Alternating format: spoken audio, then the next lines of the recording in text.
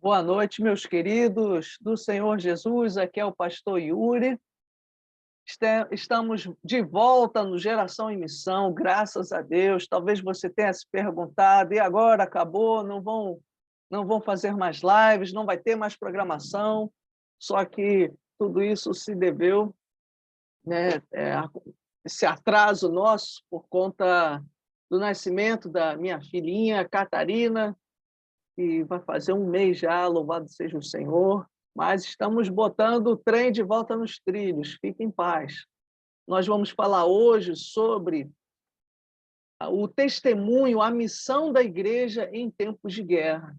Nós temos visto, né, assistido a muitos conflitos ao redor do mundo, nós temos presenciado toda essa questão no leste europeu, com relação à Rússia, à Ucrânia. Pessoas têm falado até sobre a Terceira Guerra Mundial. Mas e o que isso tem a ver com a igreja? Como que a igreja pode se portar diante de tudo isso? Qual deve ser o testemunho, a missão? Missionários devem ir para lá ou não? Então, tudo isso e muito mais nós veremos hoje, de forma bem breve. Então, aperte o cinto, se prepare. Hoje, para nós voltarmos com tudo, a estreia, o retorno de Geração em Missão em 2022, nós temos a presença do nosso ilustre, querido, o pastor Gabriel Carvalho, que aceitou o desafio, o convite, vai matar no peito essa bola. Uma boa noite, pastor Gabriel. Seja muito bem-vindo. Amém. Boa noite, pastor Yuri. Obrigado aí pelo convite. Falar de um assunto bem light, né? Sobre guerra. Então, bem tranquilo para a gente começar. Eu acho que vai ser bom, por mais que seja um assunto difícil, é importante que a gente fale. A gente não pode evitar os assuntos difíceis. A gente tem que abordá-los, falar, para que a igreja como um todo esteja bem orientada em relação a isso também, né? É verdade. Então, vamos começar, né, orando, principalmente. Né? Nós estamos gravando isso de dia, tanto por conta do pastor Gabriel, que tem os afazeres dele, é pai também, e agora eu. Então, de noite é o momento da vigília com a nossa filha aqui, né, vai parar um mês. Então, vamos orar. Eu vou pedir ao pastor Gabriel para orar no fim, eu vou orar agora pelo início. Amém? Amém. Amado Deus e Pai, obrigado, Senhor, por essa oportunidade, pela tua presença. Pedimos a Ti, Jesus, que o Teu Santo Espírito possa nos guiar em tudo que for falado aqui, que é com muito temor, tremor, e para a edificação, Senhor, da Tua igreja, para a mobilização missionária, evangelística da Tua igreja, Senhor. Traz, Senhor, um avivamento sobre nós, um avivamento da palavra, um avivamento de pregação do Evangelho, Senhor. Muito obrigada por tudo. Capacita, Senhor, o pastor Gabriel, a mim também, para sermos fiéis instrumentos teus, Senhor, nesse momento. Abençoa cada um que nos escuta, que ouve, Senhor, essa mensagem. Em nome de Jesus. Amém. Amém. Então, voltando aqui, só dando uma pequena introdução, né? Muitas pessoas têm se perguntado ou até mesmo entrado em pânico com relação a toda a situação ali no leste europeu, com os povos eslavos, os russos, os ucranianos, e na internet tem aparecido até muitos especialistas em geopolítica da noite para o dia, mas nós não viemos entrar no mérito geopolítico ou histórico do conflito, né? E aqui até eu quero abrir um parêntese, né? Porque quando se estoura uma guerra, a primeira coisa a ser afetada é a verdade. Então, nós vemos fake news, versões de ambos os lados, e nós cremos, pelo menos eu creio, que a igreja não deve, ela deve se comprometer com o testemunho, não necessariamente com essas versões, né? Ainda é tudo muito nebuloso para a gente poder afirmar categoricamente, né, certas posições, e exatamente por isso que nós sentimos o desejo de fazer uma live. Qual deve ser a postura da igreja? Né? O que nós devemos fazer tanto na internet, porque as pessoas perguntam, e aí, qual é a postura? O que a palavra de Deus tem a dizer sobre isso? Qual é a postura da igreja? né? Porque hoje é lá, mas e se estourar? E se estourar uma guerra a nível mundial? Ou até mesmo aqui na América do Sul, ou algo que envolva o Brasil? O Brasil já foi palco de guerras civis no Sul, no Nordeste. E se essas coisas voltarem a acontecer, qual deve ser o nosso testemunho? Infelizmente, os séculos estão recheados de guerra, nada disso é novidade na história humana. E é por isso que o pastor e teólogo, né, professor Gabriel Carvalho, que transita no meio acadêmico, vai poder nos ajudar. Porque será que a igreja já falou sobre esses assuntos? Então, eu passo a bola para o senhor, pastor Gabriel. Amém. Obrigado, pastor Yuri. Então, como você falou, a nossa tarefa aqui é analisar da perspectiva cristã, né? A gente não é comentarista político, né? Não tem formação em relações internacionais, mas o que a gente precisa analisar aqui é o papel do cristão em meio a essas situações, né? E eu creio que uma das coisas mais tristes de um contexto de guerra são aquelas pessoas que sofrem por conta da guerra, né? Pessoas que sofrem por estarem numa localização em que há guerra, pessoas que precisam passar por um status de refugiado, alguma coisa nesse sentido. E muitas vezes cristãos sofrem por isso também, né? Cristãos são perseguidos em situações de guerra, e a gente precisa analisar isso com muita calma, porque a gente não está acostumado com isso, principalmente nós cristãos brasileiros. A igreja primitiva estava muito bem acostumada com isso. Quando Pedro, lá na primeira epístola, ele fala sobre contexto de perseguição, bem-aventurados vocês serão quando serão perseguidos. Aquela igreja estava acostumada a um contexto difícil, um contexto bélico em que eles eram perseguidos. A gente não está muito acostumado com isso. Mas a gente não pode, por estarmos num contexto muito pacífico aqui no nosso país, a gente entender que essa perseguição não existe, né? Eu separei até aqui um dado do Centro para o Estudo de Cristandade Global do Seminário Gordon Cowan. Ele disse que na década de 2000 a 2010, aproximadamente 100 mil cristãos foram mortos por causa da sua fé. Isso dá aproximadamente 11 cristãos mortos por hora, né? Não mortos porque estavam numa situação, teve uma briga de bar, ou porque brigou com a esposa, mortos por causa da sua fé. Então, o que nós precisamos entender é que toda situação de guerra traz vítimas, e algumas vezes essas vítimas são mortas por causa da sua fé, né? E aí, para analisar isso, é bom a gente olhar sempre para a história, né? O que já aconteceu, o que em outros momentos de guerra cristãos fizeram. E aí, se a gente fizesse um apanhado desde o início, a gente ia ter que ter 5 horas de live. Então, eu tive que fazer um exercício de seleção aqui, e eu selecionei talvez o episódio mais substancial e mais triste, eu acredito, que a gente já tenha tido na nossa humanidade, que foi a Segunda Guerra. Segunda Guerra Mundial, ocorrida no ano passado, no século passado, e temos alguns testemunhos ali no contexto da Segunda Guerra de como cristãos se posicionaram, de como cristãos exerceram sua fé nesse contexto de guerra. E aí eu vou citar alguns aqui, eu espero ser breve aqui nessa citação, mas pontuar aqui alguns cristãos que foram importantes nisso. Primeiro que eu quero destacar é Corrie ten Boom. Não sei se o pastor Yuri conhece o livro Refúgio Secreto, né? Corrie ten Boom foi uma relojoeira holandesa que viveu ali nos arredores de Amsterdã e vivenciou o período da Segunda Guerra. E quando, né, estourou a Segunda Guerra, e isso chegou até a Holanda, a sua família, né, de origem judaica, eles eram cristãos, né, mas tinham também ligações ali com judeus, eles resolveram esconder judeus dentro da sua própria casa. E aí, por isso, sofreram diversos riscos e diversas ameaças, e acredita-se que Corrie ten Boom e a sua família tenham salvo cerca de 800 judeus do Holocausto. Mas, por conta disso, né, foi descoberto ali o esconderijo, ali na casa deles, e ela foi levada para o campo de concentração, e por conta, né, da sua casa ter sido ali uma sede de resistência ali na cidade que ela morava, mas ela sobreviveu. Ela sobreviveu a esse campo de concentração, a sua irmã morreu no campo de concentração. Eu recomendo muito esse livro, se você ainda não leu, O Refúgio Secreto, que conta toda essa história dela. Não E o que o exemplo conhecia, da não, Corrie vou ten Boom... anotar. Anota aí, que é excepcional esse livro. E o que o exemplo dela nos traz, né? Um exemplo de coragem de testemunho cristão e de justiça em meio a uma situação de guerra, né? Ela poderia, como no livro ela diz, vizinhos que não se envolveram continuaram vivendo a vida deles normalmente, mas o senso cristão daquela família meio que levou eles, né, de forma ali obrigatória. Não, a gente precisa fazer alguma coisa por conta desse grupo de pessoas que está sofrendo por isso.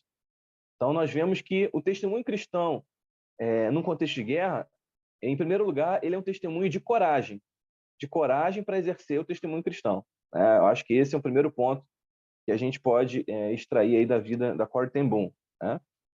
Um outro exemplo aqui, que talvez seja mais conhecido, que é o Dietrich Bonhoeffer, né? Foi um teólogo alemão, pastor, e que fez parte ali também da resistência ao nazismo e foi preso e morto por conta disso também. Temos vários materiais, e principalmente, né, em editoras de orientação luterana, materiais importantes da teologia do Bonhoeffer, mas ele também é muito conhecido por essa resistência dele ao nazismo. E aí, do Bonhoeffer, a gente consegue extrair também uma coragem, um testemunho cristão, mas não de proteção àquele grupo que estava sendo afligido, mas de resistência a um governo que está agindo de forma tirânica, de forma autoritária. Então, de alguma forma, no contexto de guerra, os cristãos eles não podem ficar silentes, né? Não podem se abster, não podem se tornar, né, absolutamente passivos diante de atrocidades que são feitas por um governo, né? Então, eles precisam, de alguma forma, resistir, protestar contra isso, né? E evitar, da forma que for possível, que isso aconteça. Então, nós vemos que o exemplo da Corrie ten Boom, o exemplo do Bonhoeffer, nos mostram que os cristãos não ficam parados. O contexto de guerra não é um contexto em que um cristão se acovarda, né? A gente vê isso desde o início, desde a igreja primitiva, que estava sendo perseguida fisicamente, e eles fizeram muitas coisas, mas uma coisa que aquela igreja não fez foi se acovardar. Eles seguiram pregando o evangelho, né? O Bonhoeffer, ele criou um seminário clandestino na época, né? Ele continuou ensinando a palavra de Deus às pessoas, né? Formando líderes, formando ministros cristãos, mesmo no contexto de guerra, de perseguição ali. É importante também que a gente entenda, né? Ainda, ali no contexto alemão, temos também o exemplo do Ernst Lochmeier. Esse é muito pouco conhecido, porque a ficha dele foi apagada ali pelo regime soviético. Ele era um teólogo também, professor alemão, e que foi presidente de uma universidade, deixa eu ver aqui, de Greifswald, que ficava lá na Alemanha Oriental.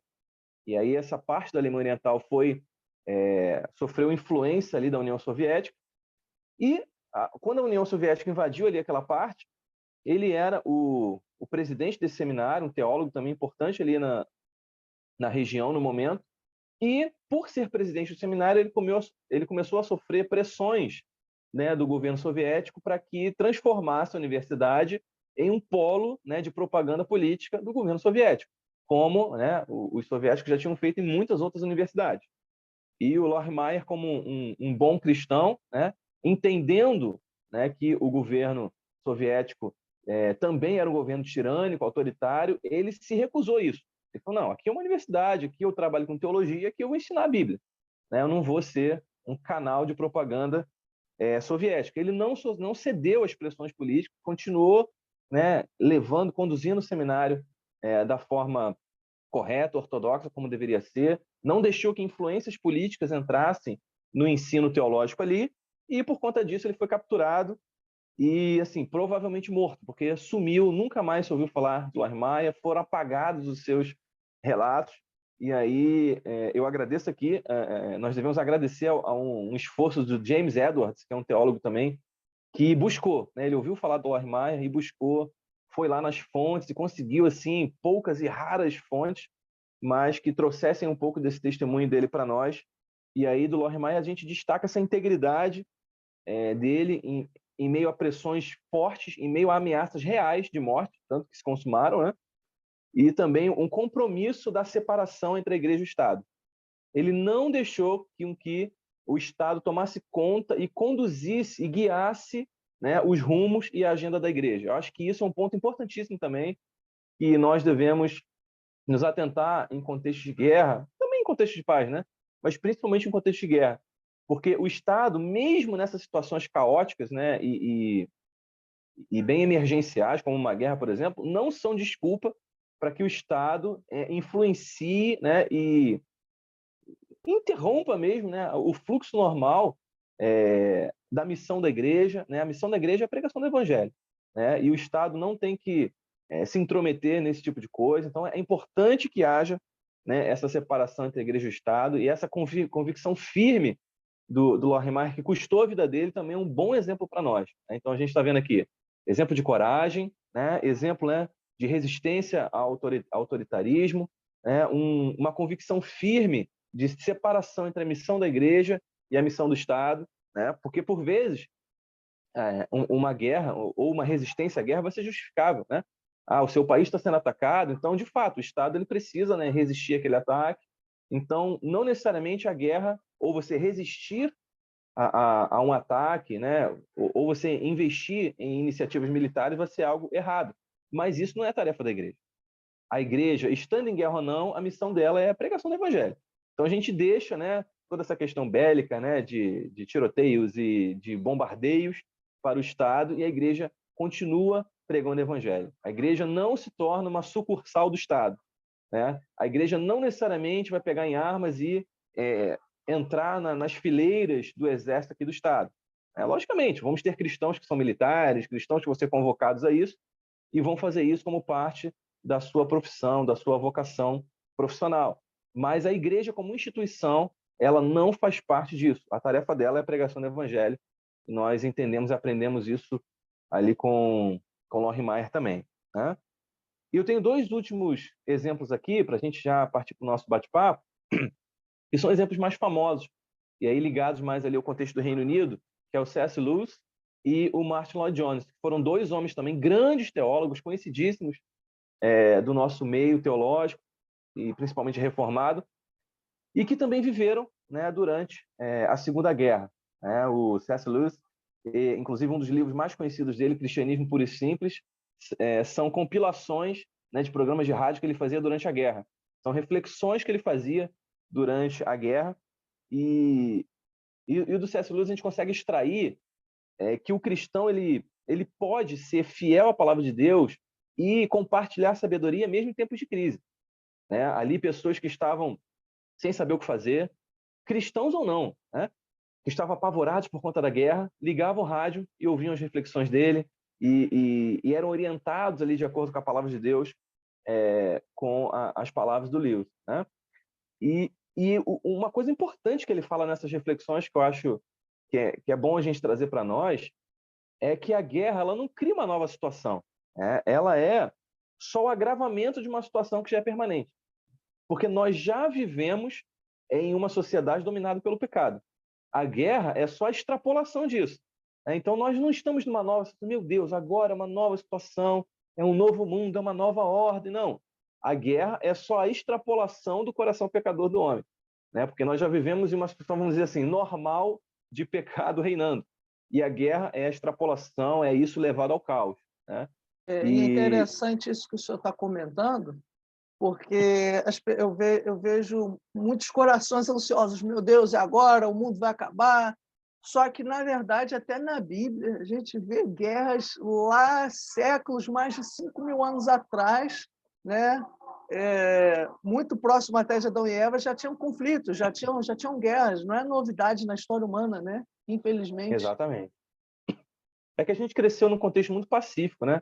A gente tem praticamente 80 anos de, entre aspas, paz, né? A gente teve guerras menores, mas nenhum conflito assim meio relevante que envolvesse o mundo como um todo. Então a gente está meio desacostumado com isso e fica meio apavorado, né? Mas um ponto importante também que o Lewis comenta é que nesse contexto de guerra, na visão dele, o cristão ele não deve se posicionar em nenhum dos dois extremos, nem o extremo do pacifista absoluto, né, de qualquer iniciativa de guerra é equivocada, a gente deve se posicionar contra qualquer iniciativa de guerra.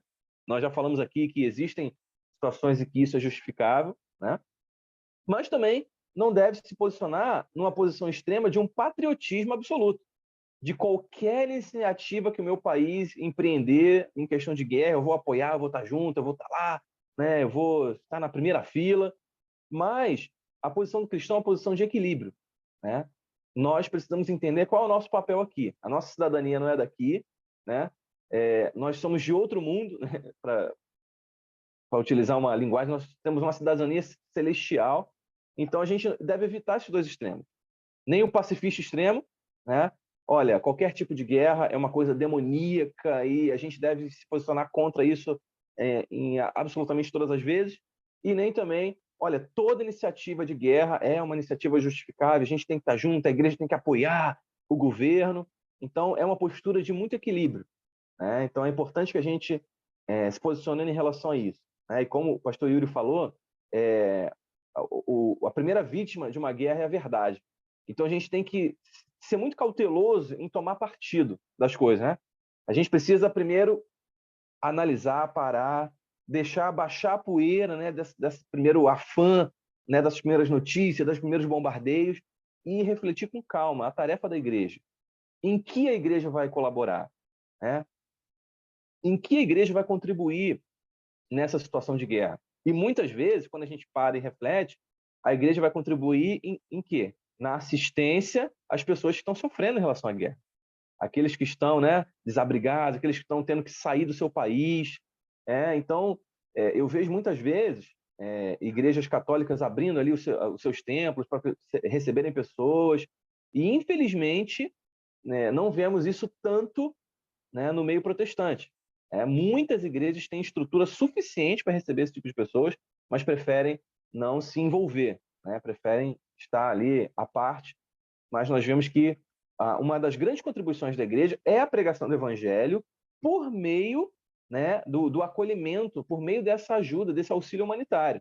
Esse auxílio humanitário é uma porta escancarada para que essas pessoas recebam o evangelho, né? E a igreja precisa se atentar a isso, né? Não se envolver tanto em questões políticas, geopolíticas, né, de relações internacionais, mas se envolver mais no cuidado com as pessoas que estão sofrendo nessas situações, né? O senhor E por fim, comentou desculpa interromper, não, só pode para falar. aproveitar a sua linha de raciocínio, Uhum. o senhor comentou uma questão que eu acho que vale a pena eu só adicionar, né? Um comentário, não discordando, mas pelo contrário, porque o que o mundo hoje está fazendo? As pessoas elas estão olhando a Rússia, os russos, pelo olhar do presidente Putin, mas ele não responde por toda a população. Então, é a questão da igreja acolher e de pregar o evangelho em amor, tanto para os ucranianos, que estão virando refugiados, né, imigrantes, fugindo para vários países ali, Polônia, Romênia, como também para os russos, que agora, até o Mark Zuckerberg, o Facebook, ele proíbe discurso de ódio, todo esse tipo de coisa, mas ele retirou isso com relação aos russos.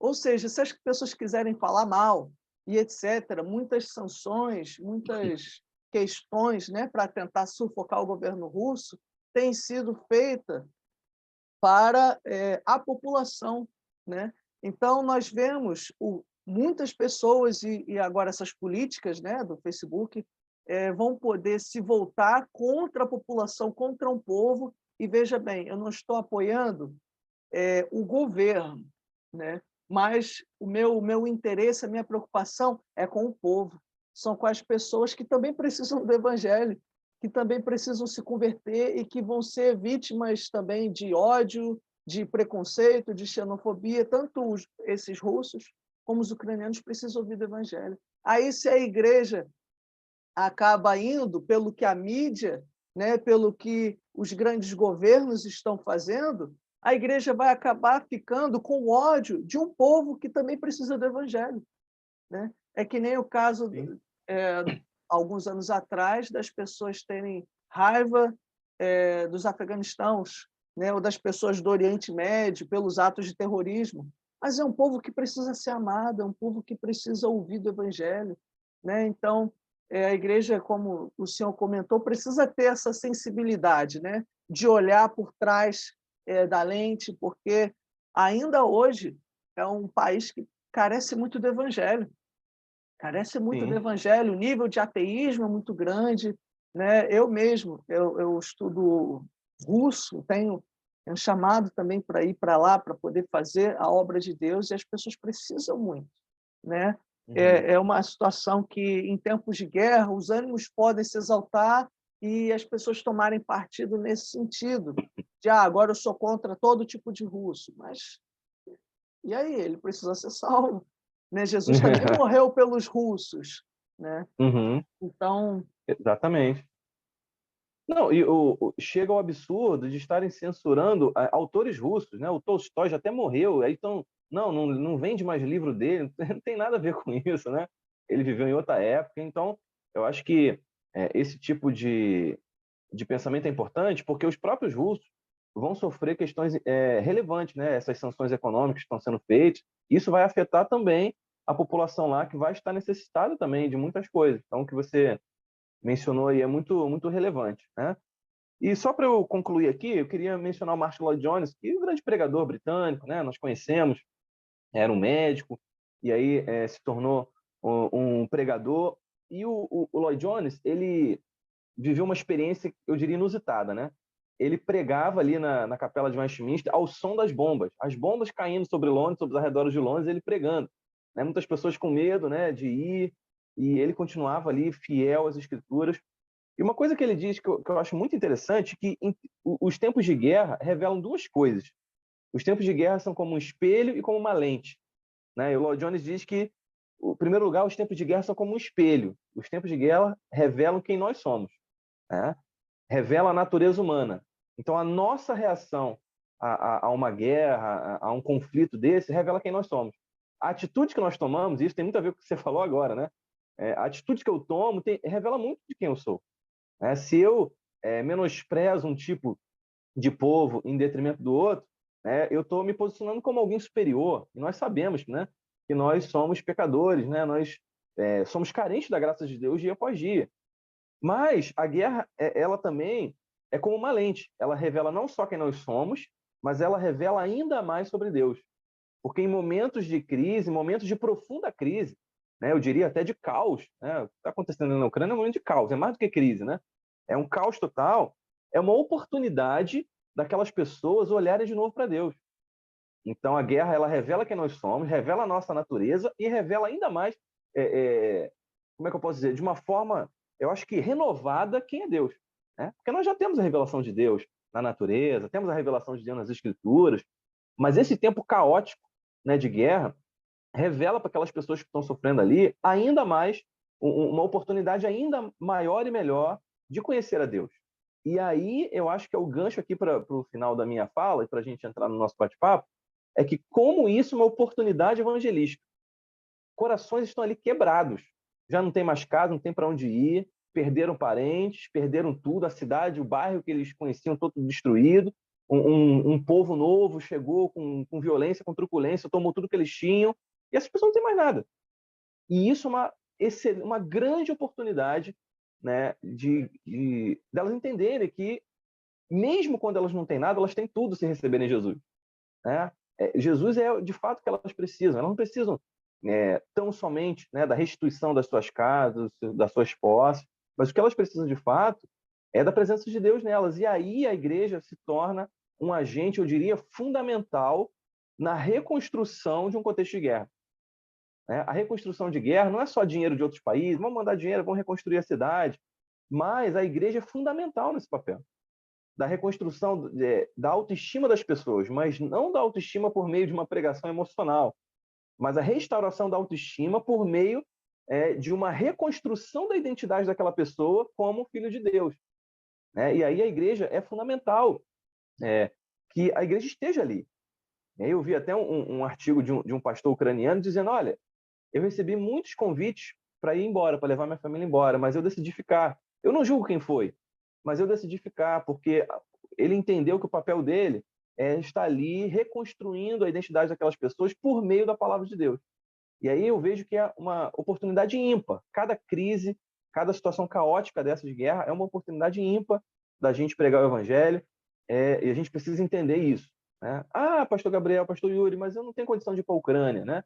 Nós vemos isso em contextos, em parâmetros menores, na nossa própria cidade. O Rio de Janeiro vive em muitos momentos, uma situação de guerra. Quem mora dentro de uma comunidade vive em uma espécie de mini-guerra constante, né? E aí é a oportunidade de você pregar o evangelho para pessoas que ali já têm, não tem nada praticamente. Tudo que elas têm foram tomado por alguém, foi tomado pela bandidagem, pela milícia, ou por policiais corruptos, e essas pessoas precisam se apegar em algo, né? E nós precisamos estar ali, a igreja precisa estar presente para quando aquela pessoa não tiver mais nada, a gente dizer, olha, eu não tenho prata nem ouro, mas o que eu tenho eu te dou, né?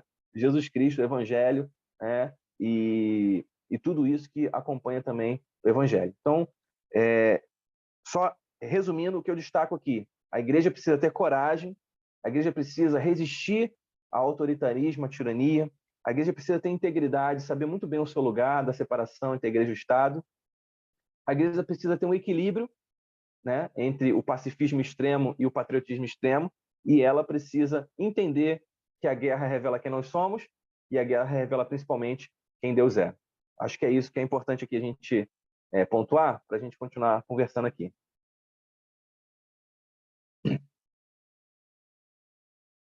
É verdade. Uma coisa que você comentou também é que uma das consequências da guerra é a migração em massa. E eu confesso que, vendo as notícias, sondando a igreja brasileira, né, nós percebemos que a nossa igreja, no Brasil, ela ainda não é acostumada a lidar com migrantes. Você vê o caso do congolês, o Moise, que foi assassinado brutalmente num quiosque na Barra da Tijuca. Uhum. Ele é apenas de uma família, né? Mas são várias que vieram da República Democrática do Congo, ali no meio do continente africano, para cá.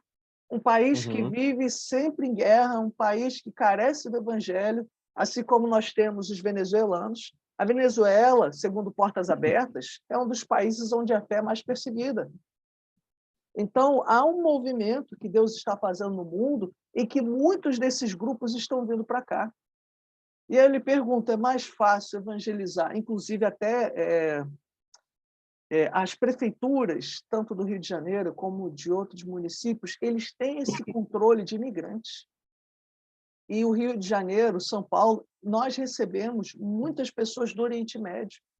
Só que as igrejas não estão atentas a isso. É mais fácil nós pregarmos para ela, né? A gente vai jogar no nosso estádio, é como o Flamengo jogar no Maracanã.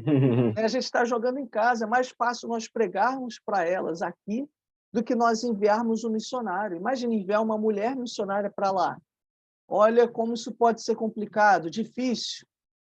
Nós sabemos como é o drama das mulheres hoje no Oriente Médio, nas sociedades islâmicas. Mas aqui a gente consegue ter uma atuação muito mais eficaz. Só que nós estamos desatentos. Nosso país está recebendo muitos refugiados, muitos imigrantes, e a igreja não tem se envolvido, né? Minha oração é que Deus possa nos despertar para olhar principalmente as grandes cidades, as grandes capitais do nosso país. Porto Alegre é a capital nacional do islamismo no Brasil. Tem muitos muçulmanos, a porta de entrada, por onde eles chegam, é lá. E nós ouvimos muito pouco falar de iniciativas como essas, né? E o Itamaraty já se pronunciou que vai trazer refugiados Sim. ucranianos para cá. E aí eu pergunto, será que nós estamos nos dedicando ao idioma? Né? Vamos para quebrar essa barreira linguística? Será que nós estamos nos aprofundando na cultura deles para tentar contextualizar, para pregar o evangelho, para nos aproximarmos? Então, é algo que, infelizmente, a tendência, né, como Jesus disse nos últimos dias, é guerras, é rumores de guerras, é tudo isso aumentar até que ele venha. E esses conflitos acontecendo, essas crises humanitárias, o Brasil recebe muitas pessoas.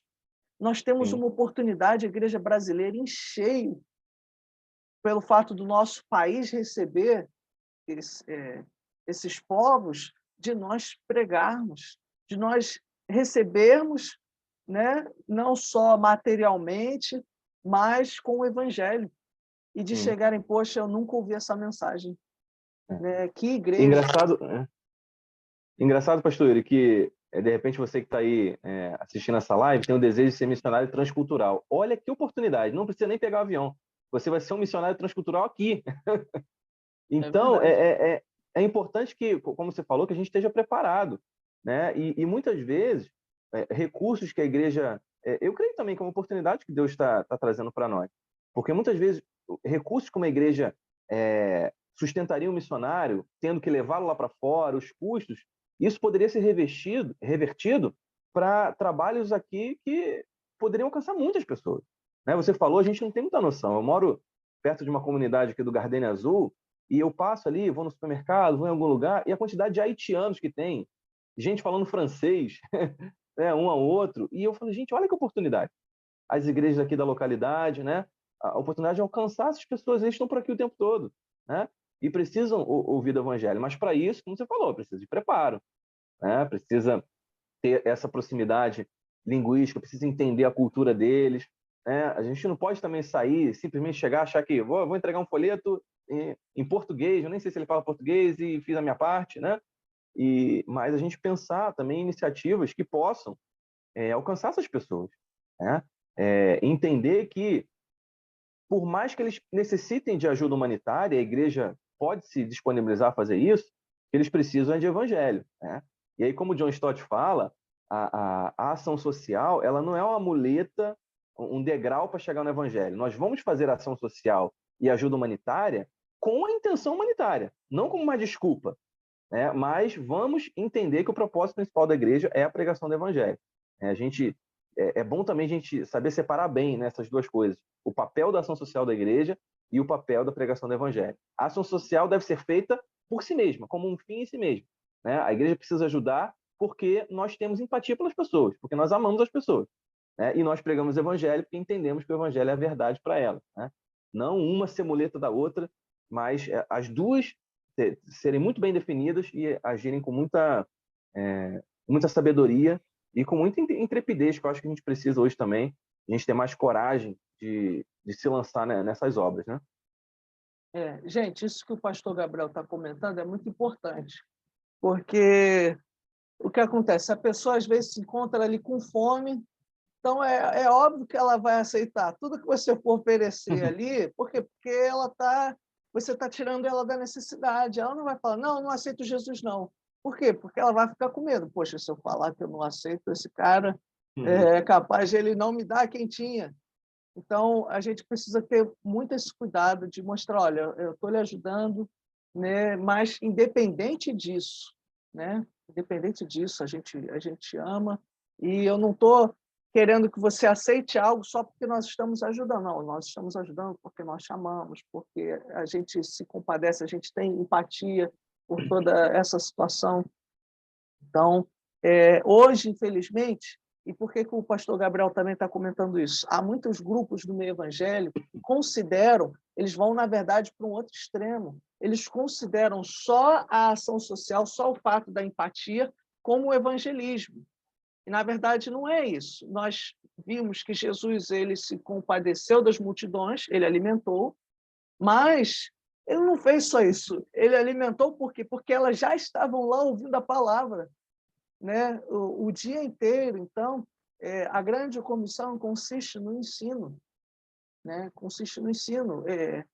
Então, nós temos que ter muito cuidado. Há muitos grupos hoje, até dentro da missiologia, que falam que não, você não precisa pregar. É aquele velho ditado: pregue, se precisa, use palavras. Mas Jesus falou que nós temos que ensinar tudo o que ele ensinou, ou seja, envolve palavra, né? A missão envolve palavra, não envolve simplesmente ato.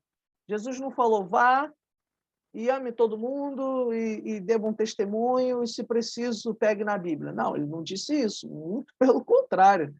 A grande comissão em Mateus 28 envolve muita palavra, envolve ensinar tudo o que ele ensinou, porque ele manda os discípulos fazerem suas últimas palavras, suas palavras talvez mais importantes.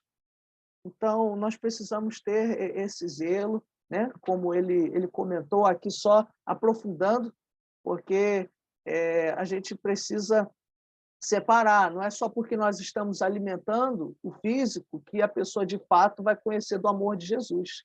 Isso vai envolver da gente. E eu vou aqui, né, abrir mais um parêntese ainda. Seria muito confortável para nós, como igreja, só fazer isso. Por quê? Porque não envolve nós sairmos da nossa área de conforto, da nossa zona de conforto.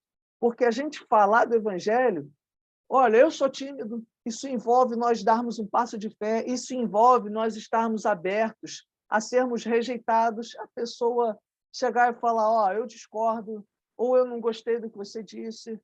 A gente só chegar, nós só chegarmos e alimentarmos, vai ser tudo maravilhoso, porque a gente sempre vai ser recebido com um sorriso. Mas o evangelho também causa divisão. É muito mais difícil nós chegarmos para pregar o evangelho para um desconhecido do que só chegarmos e oferecermos ajuda, comida. Aos olhos até do mundo, essa ajuda humanitária é muito mais bem vista do que o evangelismo por si só. Então, eu quero aqui encorajar, né, seguindo o que o pastor Gabriel comentou, de sim, vamos ajudar com amor, né, mas também nos desafiarmos a pregar o evangelho sem, como ele falou, né, pregar o evangelho, né, sem correr o risco de pregar sem amor, sem estar atento às necessidades daquela pessoa, como também usar como uma moeda de troca, né, quase um suborno, como uma compra da conversão. É que nem a história que eu ouvi na agência missionária, que era um pastor, um professor meu, ele assumiu a igreja desse pastor lá em Belém do Pará. Ele tinha a igreja na comunidade, e quando ele chegou, essa igreja tinha uma conta no mercadinho. A maioria das pessoas na comunidade que ia no culto comprava as coisas na conta da igreja, no mercadinho, né, fiado. Então, põe na conta do pastor. Aí, quando ele assumiu a igreja, viu lá a lista enorme, um monte de gente comprando um monte de coisa em nome da igreja, e a igreja tendo que pagar depois. Aí ele cortou isso. No dia seguinte, o culto estava vazio. O culto estava vazio. Por quê? Porque se criou uma relação de interesse. E há uma tendência, né? Inclusive, quando eu estava num quilombo, as pessoas, por só chegarem, ajuda humanitária, ajuda humanitária, ajuda humanitária, sem também desenvolver as potencialidades das pessoas lá de ajudarem, olha, mas vocês também são capazes, né? Vocês são capazes, vocês podem se tornar independentes de nós sem trabalhar isso. Chegou um momento em que as pessoas se acomodaram. Aí eu estava no futebol com os rapazes. Aí eu falei, poxa, essa grave, ela tá meio bamba, né? Que era uns pedaços de pau, assim. Aí um dos meninos, na maior inocência, falou, por que que vocês não trocam, então? Vocês não são crente? Crente tem dinheiro. Vocês podem chegar e trocar. Aí eu olhei e eu pensei, rapaz, não é porque a gente é crente que a gente tem dinheiro. Mas porque na mente deles, todas as vezes que os crentes chegavam no quilombo, eram com Hilux, eram com carro cheio de doação, de presente não sei o quê. Com o passar do tempo, criou-se o senso de que eles são crentes. Todos os crentes que vêm aqui estão cheios de produtos, cheios de coisas para dar. Logo, todos os crentes têm dinheiro, todos os crentes têm condições. Né? Então, veja a situação, né? Que se cria se nós como igreja não tivermos, né, esse cuidado. Só para complementar aí o que o pastor Gabriel disse. Quer comentar alguma coisa, pastor? Não, acho que esse equilíbrio é fundamental, né? Porque, como você falou, nós caminhamos sempre para a zona de conforto. E pregar o evangelho é se expor. Não tem como. Você precisa se expor. E quando você faz só ação social, você se expõe, mas de uma forma confortável. Porque, como você falou, é muito aceitável. A sociedade vai todo mundo achar lindo, né? Se você pedir doação no seu trabalho, onde for, a pessoa é espírita, a pessoa é muçulmana, é judeu, vai te ajudar, vai te dar cesta básica, vai te dar roupa, porque é lindo. Mas o evangelho, às vezes, ele não é tão confortável e tão prazeroso assim, né? E muitas vezes a gente vai encontrar resistências, né, das pessoas, e as pessoas não estão, os crentes, infelizmente, não estão muito propensos, né, a esse tipo de conflito, de choque, né? É verdade. Eu queria aqui comentar uma coisa, que eu botei até na divulgação para os pastores, que era o seguinte, uma aplicação até mais missionária, porque alguns podem se perguntar, e aí, a igreja envia ou não os missionários para o campo em situações de guerra. Ou então, se o missionário está lá em Moçambique e estoura uma guerra, ele deve voltar ou não? Ele deve voltar ou não? Né? Quer comentar algo assim? Senão depois eu trago a resposta, que não, na verdade não é minha, mas é algo que nós chegamos a estudar lá na agência missionária, pensando, refletindo. Porque se a igreja não refletir agora sobre isso, ela pode ser pega de surpresa. Né? Ninguém iria Sim. imaginar que na Ucrânia iria estourar esse tipo de conflito há uns anos atrás. Então, isso pode acontecer em qualquer país do mundo. Nós não sabemos, nós não temos bola de cristal para poder prever. Então, a agência missionária ela fazia exercício com os alunos, conosco, exatamente para que a gente deixe tudo muito bem amarrado aqui, para quando nós estivermos lá, né? Porque imagina, a igreja envia um missionário, a maior parte da família aqui não é cristã, e de repente estoura a guerra. O missionário lá quer ficar. A família aqui vai perturbar o pastor, traz de volta, amarra ele, põe no navio, põe no Sedex. Então, se tudo isso não estiver muito bem amarrado aqui, na hora que estourar, pode gerar não só problemas lá, como até problemas aqui. Uhum. Quer comentar alguma coisa Não, sobre não, pode isso? falar, depois eu comento. Então, na agência missionária, nós chegamos ao consenso de que não é uma receita de bolo, veja bem, porque existem conflitos e conflitos. Um exemplo, hoje na Ucrânia, a pessoa tem um chamado, ela quer ir para a Ucrânia. Hoje, certamente, dado o avanço do conflito, as cidades bombardeadas, nós não recomendaríamos. No máximo, né, e aqui entrando no lado pentecostal da coisa, é se o missionário, poxa, o Espírito Santo confirmou, falou, tem que ir. Se for, seria alguém solteiro, dado as situações de guerra, para não expor o resto da família, de preferência o homem, não expor o resto da família em perigo, mulheres e crianças. Né? Seria aí o mínimo, né, num cenário extremo aceitável. Eu confesso que o ideal hoje seria a atuação junto ao povo ucraniano, por exemplo, na Polônia, em países mais estáveis, fora da zona de guerra, porque a questão não é o contorno geográfico, não, tem que estar no país, não. Nós somos chamados a pregar para povos. Né? A palavra que está ali no grego, etnos, é povo, língua e nação. Né? Então, Jesus morreu por pessoas, não por estados. Né? A formação dos estados vai variar conforme as épocas. A questão é o povo, nós temos que ter em mente isso. Então, assim, o ideal hoje seria, se alguém quiser ir para o leste europeu, ou seria para a Rússia ela está estável, vamos dizer assim, né? Lá dentro ela não está sendo bombardeada nem nada, então há a possibilidade, sim, de pessoas entrarem na Rússia para pregar o evangelho, mas para atingir os ucranianos, o ideal seria fora da zona de guerra. Outra situação, imagina, se a família está lá, a família pastoral, e de repente estoura o conflito, se ela retorna ou não. Muito se foi conversado sobre talvez se afastar, mas não totalmente. Ela pode ir para um país vizinho e continuar exercendo seu ministério e depois retornar para a Ucrânia. Ou então ela pode permanecer na Ucrânia e ir para uma cidade que não está sendo bombardeada, né, sem dar um tiro mais longo, e assim continuar exercendo o seu ministério, sem haver tantas movimentações. Então, tudo isso, veja bem, eu não estou aqui trazendo uma receita de bolo. Tudo isso são pensamentos que missiólogos debatem, conversam. É algo que, principalmente a família pastoral, às vezes a agência missionária, o seu pastor, a igreja local aqui, vão precisar orar, vão precisar conversar, né?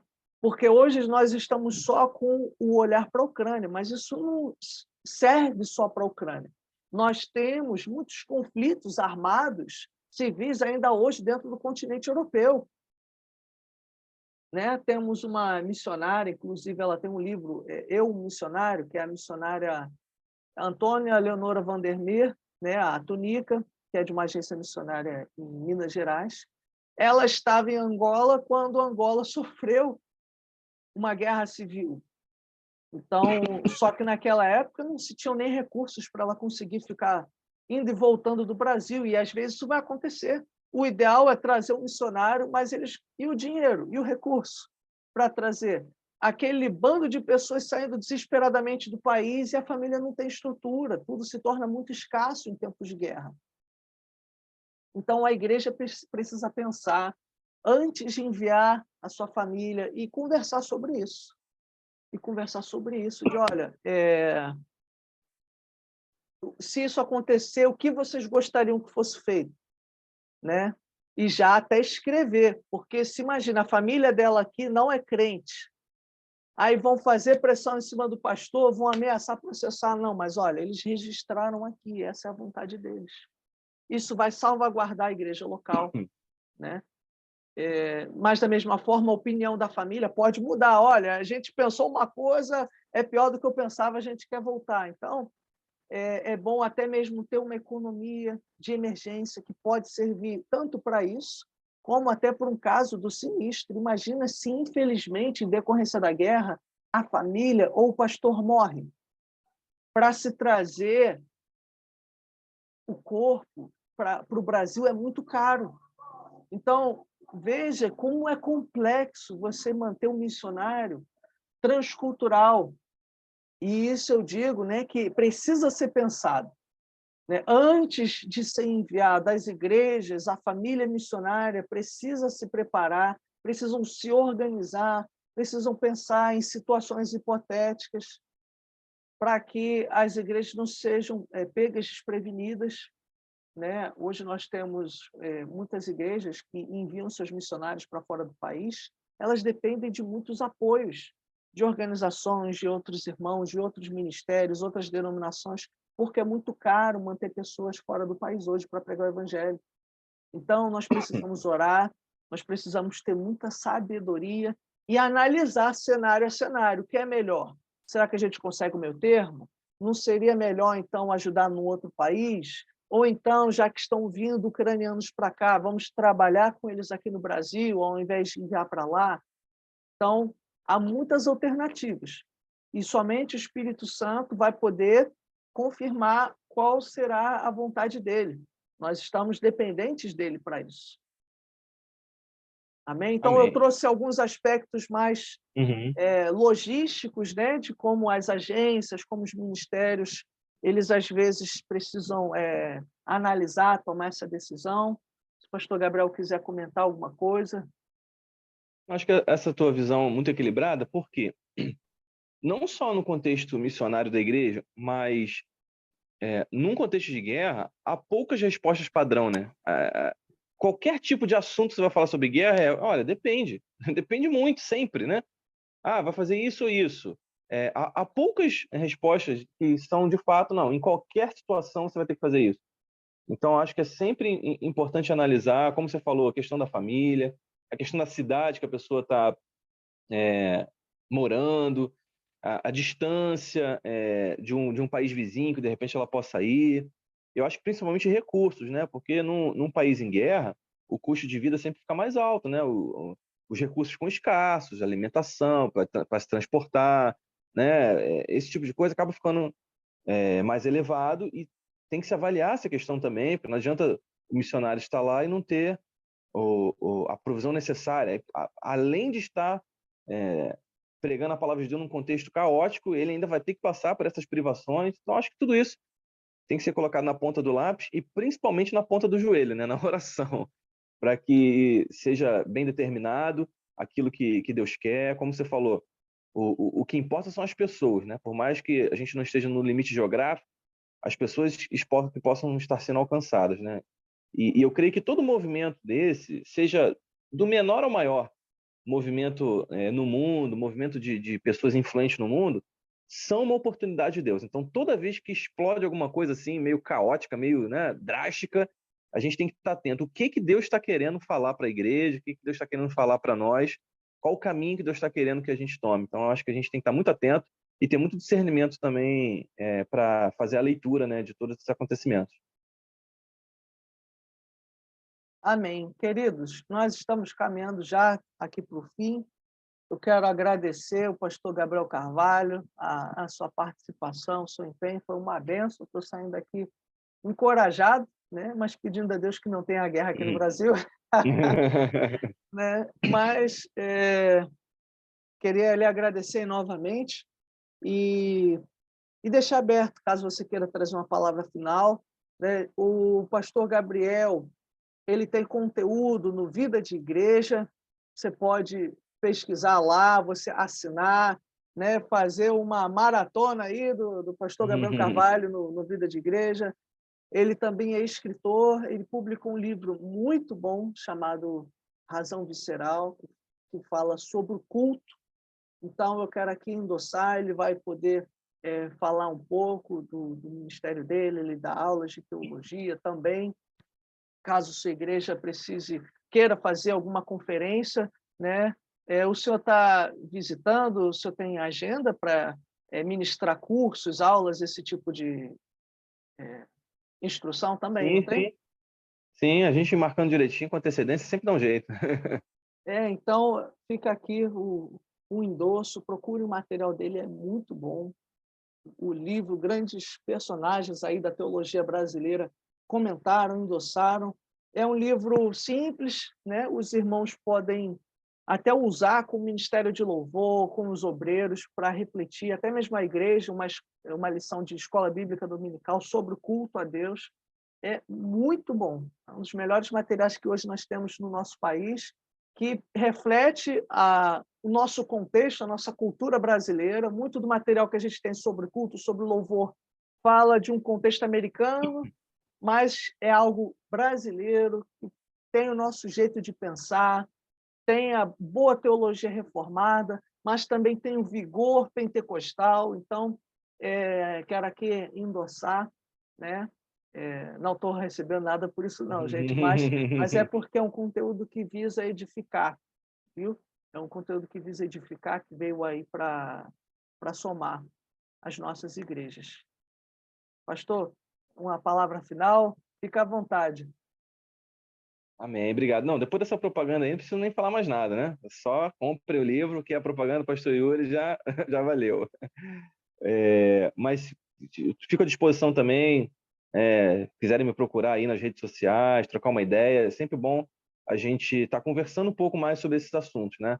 Assuntos importantes, a gente tocou, assim, de forma muito introdutória nos pontos, mas eu creio que já foi um bom início e é importante a gente estar conversando sobre esses outros assuntos, né? A igreja, eu vejo que, por vezes, ela se perde muito em trivialidades, né?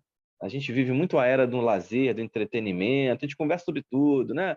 E é legal conversar de futebol, da série que assistiu, mas eu acho que a gente perde um pouco, a gente não equilibra muito esse tipo de conversa com conversas espirituais, conversa sobre a palavra de Deus, conversa sobre a posição da igreja sobre determinados assuntos.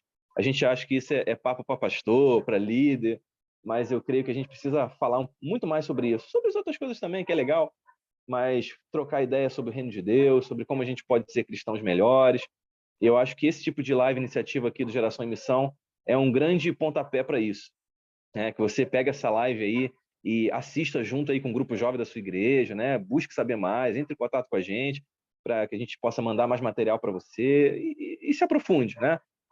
Eu creio que o pastor Ivo vai corroborar com esse meu conselho, que nunca é demais e nunca nos desaponta quando a gente deseja buscar mais a palavra de Deus, né? A gente nunca é frustrado, a gente sempre aprende mais, a gente sempre Verdade. fica maravilhado com o que a verdade da palavra de Deus diz a nós. Então, fica um incentivo aí para que você busque mais, não só sobre esse assunto, mas sobre outros. A gente fica à disposição aí para vocês também, sempre que vocês quiserem, a gente está aí para colaborar. Amém. Novamente, muito obrigado. Meus queridos, nós estamos encerrando por aqui. Fazer uma última propaganda, nós estamos regravando todas as matérias do IBRMEC, está chegando conteúdo novo, muito show. Então, se prepare, né? Eu mesmo que já fiz todo o IBRMEC, vou querer voltar para fazer algumas matérias novas. Está ficando um negócio assim sensacional. né? Eu estou até me coçando, mordendo aqui a língua para poder não falar, né? Porque o pastor Gabriel, que trabalha dentro do IBRMEC, né? Não tem autorização dele É. para falar, mas está ficando um negócio muito bom, né? E os professores são de dentro da Nova Vida, do Nordeste, do Rio de Janeiro, de diversas igrejas, né? São professores de dentro da nossa casa, cada um vai estar ministrando uma matéria nova, são coisas muito boas para a edificação da nossa igreja. Então, fique atento às novidades, siga o pastor, né, e professor Gabriel Carvalho nas redes sociais, ele posta muito conteúdo, né, na internet, no Instagram. Você pode conhecer um pouco mais do trabalho teológico dele, né? Nós precisamos de uma nova geração de teólogos no nosso país, né? Teólogos públicos, mesmo os que já existem, já têm uma certa idade, e a nossa geração cada vez mais precisa assumir esse papel, né? Que Deus levante mais Russell Shedd aqui no nosso país. Então, pastor Gabriel, muito obrigado de verdade aí pela presença, pela aula, foi uma bênção. E obrigado a você também por estar nos acompanhando. Ore por nós, nós temos muitas iniciativas que estaremos anunciando mais para frente. Esse ano de 2022 será um ano abençoado, se Deus quiser, para a edificação da igreja. Então, vamos orar para encerrar. E pedir ao pastor Gabriel que pudesse nos despedir em oração. Amém. Senhor Deus, nós te agradecemos, Senhor, por esse momento especial que tivemos aqui. Pedimos agora, Senhor, que o Senhor nos conceda, Senhor, coragem, que o Senhor nos conceda, Senhor, sabedoria, para que a gente possa lidar, Senhor, com situações difíceis, Senhor. Ó Deus, que a igreja, Senhor, principalmente a igreja brasileira, Senhor, tenha maturidade, Senhor, para que possa, Senhor, investir no evangelismo, nas missões, Senhor, de forma madura, Senhor. Deus, que a gente possa vencer, Senhor, o comodismo, o conforto, Senhor. Ó Deus, das nossas reuniões, Senhor, para que a gente possa alcançar aquele que está perdido. Ó Deus, que o Senhor abençoe também a Geração em Missão, iniciativas, Senhor, como essas lives, mas também que o Senhor possa alargar, Senhor, as tendas, Senhor, desse projeto, Senhor, para novas iniciativas missionárias, que o Senhor possa abrir portas, Senhor. Ó Deus, que o Senhor possa trazer pessoas interessadas também, Senhor, em se envolver com a obra missionária. Abençoe o pastor Yuri, a nossa denominação, Senhor, e que o Senhor conduza todas as coisas, Senhor. Nós te agradecemos, Senhor, por esse momento e por cada um que assistiu e participou e foi edificado por esse conteúdo aqui. Muito obrigado por tudo, em nome de Jesus. Amém. Amém. Uma boa noite a todos, meus queridos. Fiquem na paz do Senhor Amém. Jesus. Tchau, tchau. Até a próxima.